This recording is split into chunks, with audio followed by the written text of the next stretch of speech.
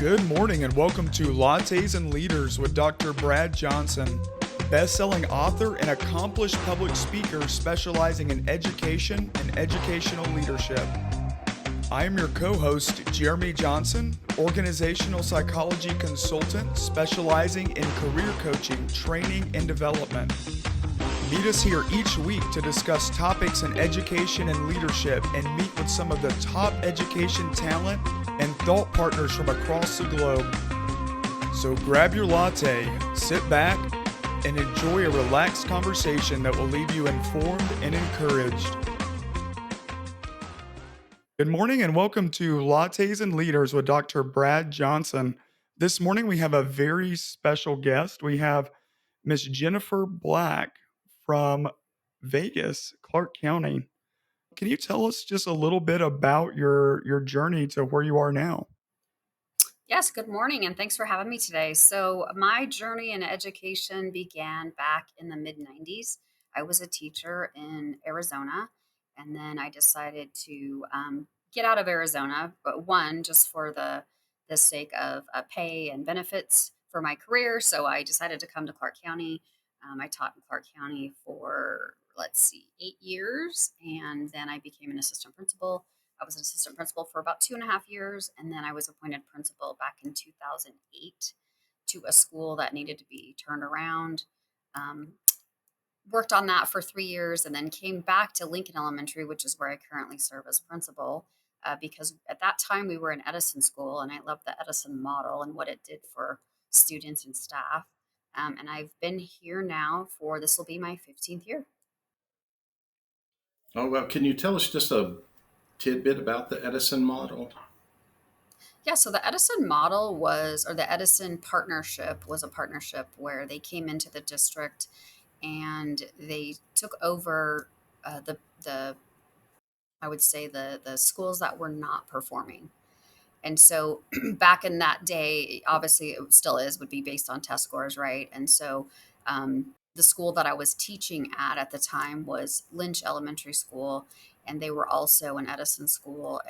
Taught there for a couple years and then transferred to Lincoln. But what was so dynamic about the Edison model was that we had a longer school day for the students.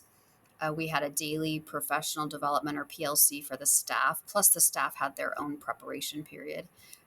We had a research based curriculum, and then we had staff on site that were experts in each of the curricular areas so they could support the teachers with instruction, behavior management, looking at data, all of that stuff. So what it did for the lowest performing schools, 7 of us in the Clark County School District, is it brought us to where we were outperforming the schools around us, and we had common language, we had a common vision, and we had really full autonomy. So instead of the district receiving the per pupil allocation, the Edison schools received the per pupil allocation, and then we bought back services from the district.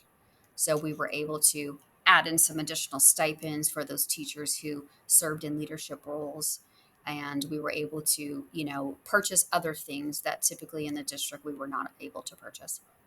Okay, yeah, I like that. It's interesting because when you can focus on things and reinforce them, they're so important. I always use the example of like, a school system bringing in a reading program, and if they've never had one before, it's going to help, because you put that focus on it and you put that energy into it. So, and it's good that they had the planning time and common planning and that type of reinforcement. So, Well, in schools like even the one I serve in now at Lincoln, we generally have a difficult time hiring, right? We over half of the staff at Lincoln is on an alternate route to licensure.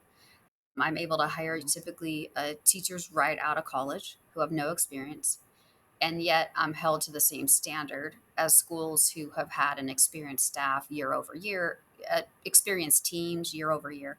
So typically my grade levels, may turn over a little bit. Teachers want to try a different grade level, or teachers retire, they move out of state. So we currently are looking at a couple of grade levels now where we don't have a licensed teacher in every position.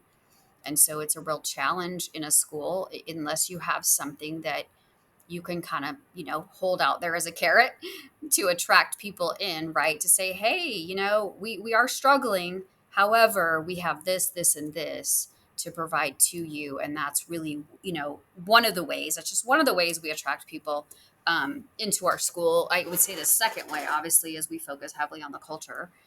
We have a, excellent school culture here at Lincoln, and that's really what we focus predominantly on, is we want it to be a happy place for anyone who walks through the doors. And so, but yet we still have to, meet the bar of everything we're expected to do. So, I think that's tough to do when you and it's not just your school or Vegas. It's everywhere, but just the attrition rate is so tough. And I think the toughest part of that, even with principals, we see that 50% of principals only stay at a school 3 years or less. But that continuity, and you talk about the other schools that where people they're able to retain them. There's a lot to be said for having that team in place and that consistency in the school. I think it benefits the staff and the teachers, but it also benefits the students as well to, see the same people, have the same people, and have that kind of congruency. well, So, absolutely, because a big part of it, as we know, is the relationship, right? So you've built the relationship with the students year over year, but you've also built the relationships with the families and the community. And so that's, families come back and they know that their oldest child had a teacher, and now their youngest child's coming through, and they know exactly who they want to request for their child. And we see that here at our school. We have generations of families that come through our school. We have grandparents who say, yeah, my daughter went here. Now my grandkids are coming here. That's really, in the end, what it's about for me. Unfortunately, that's not how we're measured. And I could go on and on about that. But it's important for me to have those relationships and have my staff have strong relationships with the students and the families and the community. yeah, and I'm right there with you with the testing and how we measure and use it.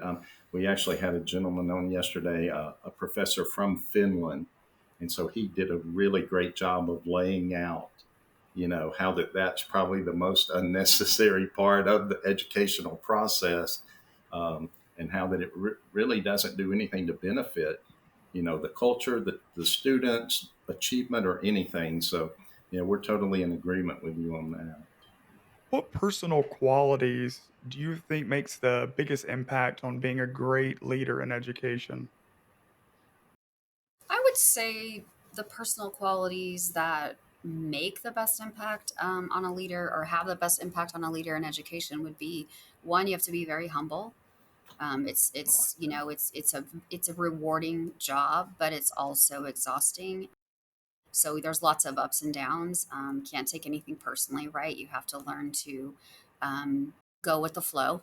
I would also say that you have to be someone that is able to build and sustain really strong relationships. And those, you don't always notice it right away, but year over year over time, you'll see that people remember that about you, and that you have to care about each employee as a human being first and an employee second. So the relationships are super important. I would also say that you have to have vision. Without vision, Mhm. it's very hard to have people that want to follow you. So if you're, have a difficult time making decisions, or you don't have that vision for where you see the school community going, then I think it's just difficult to have anyone want to work for you. I would also say that it's important to, call a spade a spade. People like to know where they stand, and they like to know what you mean, and it's hard if you are not clear with expectations or concise with what you need them to do. It's difficult for people to know where they stand, and that's, I think, where a lot of rumor and confusion and fear and all of that come in for staff members. So I would say those are probably the four top that I would pick from what I feel a leader should have. Oh, yeah, great, great, yeah. So, how do you go about building those relationships with your staff? Well, that is an all day, every day task, right? From Exactly. the time you hit the school building, it's the good morning. In our school, our students will probably say good morning to no less than 10 adults before they ever get to the classroom. Love it. It's just part of the Very culture good. that Love we've it. built here. It's the expectation that we have. Staff, are at the doors greeting kids. So that's my expectation of them. That's what I'm also doing as the leader. I'm modeling that for them. I have office staff out front. So we're very much about starting the day off with some joy. I touch base with the staff, obviously at different times, lunchtime, hallway, classroom visits. I know the staff personally. I know each of them. I know something personal about each of them. If mom is in the hospital, my first conversation with a staff member is going to be about mom who's in the hospital, not your math lesson that you taught. So Yeah. for Mhm. me, every conversation is a touch point of a way to build a relationship. Um, I also really do have an open door. If people need to talk with me about whatever, I do sometimes feel more like a therapist than a principal, but that's an important part of the job, right? If people trust you and they feel comfortable sharing with you, I think that's really a good thing. I have, they can have my cell phone number and they always say, I don't want to bother you. I'm like, nope, you're never bothering me. Obviously, if you need something, it's important. And I want to be there to be able to support whatever it is that, they have going on. So I think I also set good boundaries. I really want the staff to understand that this job could be 24/7, 365, but we need to have that balance. And so I model that for them. I get here early, but I leave at a reasonable time. I don't email after, 5, 6 p.m. at night. So just all of those types of things, I think, come through the action of a leader, right? We can say what we want about relationships, but it's really about our actions and how we interact with our staff and the students and the parents. Oh, that's so true. And because I was just going to say, you talked about, because it's easy to tell them to self care, but it's much more powerful when you model it for them so that they see. Because, teachers tend to be high agreeable. And so they don't know how to say no. They don't know how to set boundaries very well. And so you Right. modeling that actually gives them, something to emulate so that they can do that. Yeah, and we've done a lot of work here with mindfulness recently coming out of COVID. Oh, yeah. One of the things that I think we missed as a system in general was that we talked about, the students and making sure they were taken care of, but the adults really were not okay when we came back. And so we really missed the mark, at least here in our district, I believe. We came right back in and, wanted to hit the ground running with instruction, and we were seeing lots of things popping up with the students, but we were also seeing lots of things with the staff. They had not had that connection. They forgot how to get along with each other. They forgot how to talk to each other. So we've done a lot of work with mindfulness with the adults and the students. We had a mindfulness club last year for our students that they could join. We have done some stuff with the staff instead of having, like professional learning session. We've done sessions where we just bring people in and we work on some deep breathing and ways for them to cope with, when they start feeling that burnout. What can they do? Because most of us, we didn't learn those skills, right? We went to school to be a teacher. We didn't think that we were going to need to know all about these other things. And now, as we know with the students, the social emotional learning is really more at the forefront as well. And so it is for the adults too. Like they have to know how to manage their emotions if they're going to help students manage their emotions. And, it's really okay not to be okay, right?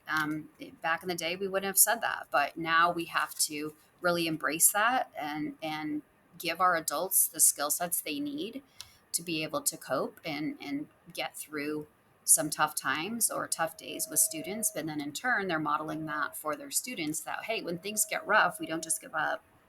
We have coping skills and we've learned what we can do to get through, a tough subject or a tough test or a tough day. So, yeah, I mean, there's a lot of talk about emotional intelligence, and I feel like people tend to skip over the fact that it, starts internally. It starts with recognizing your own emotions and being able to manage that. And it's, that's an important first step because it's hard to build those relationships, especially when somebody, has a differing personality than you. If you can't recognize, yourself and have an understanding of that. So that's great. Yep, Really like absolutely. the yeah, I really like the that you guys are implementing that training. It's huge. Yeah, I mean, like you said, it starts with self awareness, and if you don't have self awareness, then obviously you're not able to self manage. So it's important for us as adults to have that, and it's a hard thing to talk about. Like I said, it's not something that is comfortable for everyone to talk about, and not everybody does want to. Mhm. That's a difficult thing too. I mean, in society, right? A lot of things that we know that people need, we don't. It's not always comfortable for them to talk about, but in education and then where we are with society, it's extremely important that we take care of people first, and then we worry about the secondary things of what the job tasks are. Yeah, and I think you made such a good point just right off the bat earlier. And you talked about, you see them as people, as a human, as, a husband, a wife, a sister, whatever, before a professional, and that the humanity of it or the humanizing of it. Because, the bottom line, and, it's something that I say all the time is that education is relationship. It's all about relationships. And that relationship you build with them is as important as what they build with the students. And I think it's hard for them to build with the students if they don't build it with you. And the thing with you doing that, and you take the time, because it's funny when you were saying if someone's mother was in the hospital, that would be the first thing you asked. I know there's times people will message me or send me notes or whatever and say, I just wish my principal knew my name. They don't know anything else about them, but they don't even know their name. And so I know that Right. happens sometimes, and that is a tough spot to be in. But what you do when you do that and you talk to them in those small conversations and those light conversations, I mean, you're building, we call that, building trust capital. And Mhm. so they are comfortable with you to share that. So they're going to be comfortable to share with you when there are problems, when things, there are tougher talks to be had. They're Right. more comfortable with you and feel like you're going to do right or treat them right because you built that with them on a personal level. So I think that really does, give you a lot of trust and with your staff and credibility with them too. Yeah, I would agree. I mean, I've retained many of these staff members since I started 15 years ago. Some have come and gone, as that's going to happen, but there are staff that are still here that were here when I became the principal, and they'll probably be here after me because I only have a couple years left. But the good thing is that we do have a really strong core group of staff that have stayed with us, and most teachers want that, right? They don't want to be hopping around school to school. I mean, this is their second family. They spend a lot of time here. They get to be, they have strong connections with staff members, relationships with them. So I think it is important to make it, when people come into work, they really need to enjoy coming into work and not get out of bed every day and say, oh, I have to go to work. It's like, hey, I get to go to work. I'm so happy to be there. So that's really the ultimate goal. And that's the ultimate goal for students too. Oh, you're so right. And we're talking to someone and the thought come up and it's really kind of mind blowing when you think about it, but they're like, children should love to go to school. And if you think about it, because from the age of 4 or 5 till 18, that's where they spend most of their waking hours is in a school Yeah. building. So they should want to be there. But like you said, everybody should want to be there. The staff should wake up and look forward to going there. You should wake up and look forward to going there. And when we create that kind of culture, I mean, you can't help but be successful. Maybe not on ever measurable level that we try to do, but I think at the core of it, that's where we'll see success. So tell us about a couple of educators that you've known that have left the biggest impact on your development. So for me, it started back in third grade. I had a dynamic third grade teacher. She was very different. Now you're talking the 70s here. So she was a very different type of teacher than I had had in kinder, first, and second. I would definitely call her non traditional for the 70s. And she really did teach that way. She loved every student, she focused on student assets. She knew how to get what she needed from every single student. um, so she was the one who really sparked something in me from a young age about being a teacher. Along the way, I did toy, with some other types of professions. But then in high school, I had a couple of great teachers and a great volleyball coach who helped me develop some of my leadership skills, to be honest, that I didn't at that time realize that I was a leader, but I was in student council. I was the captain of the volleyball team. So I think, those relationships and those staff members that helped me and they saw something in me that maybe I didn't see, um, or what in the end, when I decided to go into teaching, I mean, they're the reason. There's lots of different professions I could have chosen. And I started college wanting to be a teacher and I never wavered from there. So um, I was actually able to minor in coaching, which I did never use because I taught elementary, but I still did have a love for it. And so I chose that as my minor in case I ever did teach, middle school or junior high, or was in a smaller town and had an opportunity to coach. So those are the people I would say had the biggest impact on me wanting to become a teacher. And with that, you are a coach.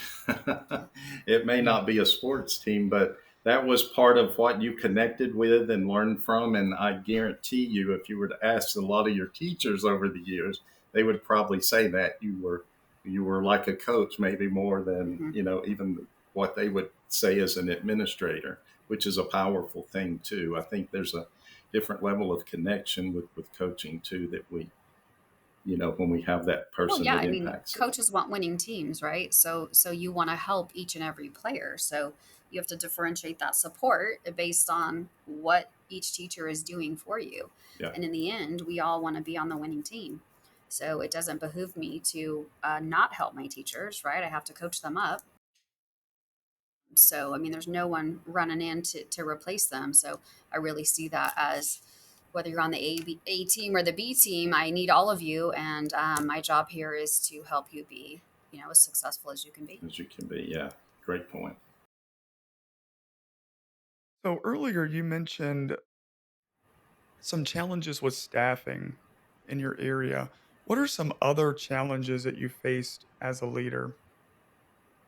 Well, yeah, staffing is always the biggest challenge for me, and it's where it starts in my conversations. Always with district leadership is that it's always been a challenge to staff our at-risk Title I schools in our district.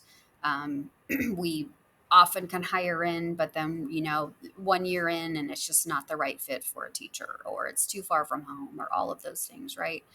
I would say the other challenge has been being in a school with a high second language population and having all the pressure we do have on us to have students perform where the district or the state or the feds think they should perform. Our students come into kindergarten, we're first of all, we're 88% Hispanic, we're about 55% English learner. And so, a lot of the kids come in speaking only Spanish. So they're learning the language while they're trying to learn the content at the same time. And, for me, language acquisition is different for every child.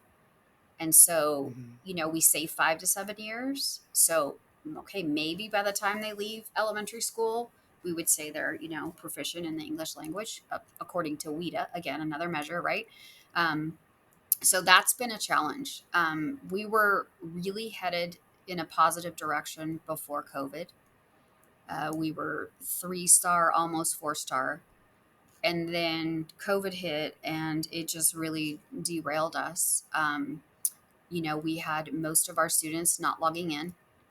Our schools Mm. were closed for the fourth quarter of the 2020 1920 school year. And then we did not reopen until the following school year in February, and we only opened up with a small number of students on campus. So some of our kids were literally out for a year and a quarter, and it's really difficult to teach them the current grade level, but also have to go back and teach them what they missed, right? I mean, they did Mhm. learn a lot during COVID. I mean, there's a lot of great things the kids talk about that they learned, but as far as what we're measured on, it's been a huge challenge. So we're seeing our students coming that we saw them coming back, and really. not wanting to engage. I mean, they came back in masks, so that was difficult. But then once the mask thing went away, kids just were used to not having to respond, not having to talk in class, not having to, Mm, yeah. answer questions. They could just kind of sit back. And so it's been a real challenge to get them back to opening up, wanting to connect, wanting to communicate. And then, of course, that's just the spoken language. Now we've got to talk about reading and, we've got to talk about writing. So that's been the biggest challenge. And honestly, when you work in a school like this, I mean, I wouldn't work anywhere else personally. I love it. It's my jam. But we do have a lot of challenges. It's just our reality. It's not an excuse. It's just our current reality. Our kids are 100% of our kids are in poverty. And so that right there is, really all of our kids are English learners. And so it's just been a real challenge to try to get everything moving forward again instead of stagnant or falling further behind. Mm-hmm. Well, I was going to say, and I think it was tougher for elementary than upper levels because you have students that were entering school for the first time after COVID that, missed a year or, like you said, a year and a half, or some that were just starting school and then they're out for a year and a half. So, that's important times for students to learn how to learn with the Yep. routines and the procedures and just, the minutia things that you learn in the classroom that you really can't be taught at home. So to me, yeah, that was as big a part of it, because I always hate to say learning loss, because like you said, they learned a lot of things that, Mm-hmm. they would never have learned otherwise. But to me, I think it was about the formality of, the again, the procedures, the routines, and things like that that they missed out on developing, which are an important part of the whole Well, and the process social too. skills too, right? I mean, having those Exactly. connections starting in kindergarten, learning how to get along with each other, take turns, all of that. So, and then we've seen even post COVID a little bit, a lot of the kinders coming in as well because they were home with everyone. Maybe weren't able to little more than they normally would have been because there were lots of people in the house that would help them and do all the things for them. So we're seeing the kinders come in not as independent as we had seen them, Mm. pre COVID. So that's been another challenge. We've had some students who weren't potty trained. We've had some students that have never spent a day away from any family members. So that all brings a challenge when we're now asking them to sit in class for 6 hours, 11 minutes, and learn all of those other skills that they don't have. It just makes all of that more challenging. Yeah. How do you stay cool in well over 100-degree weather? We usually Well, ask self care, but we wanted to yeah. ask you this one because Oh, it's the weather question. 120 today.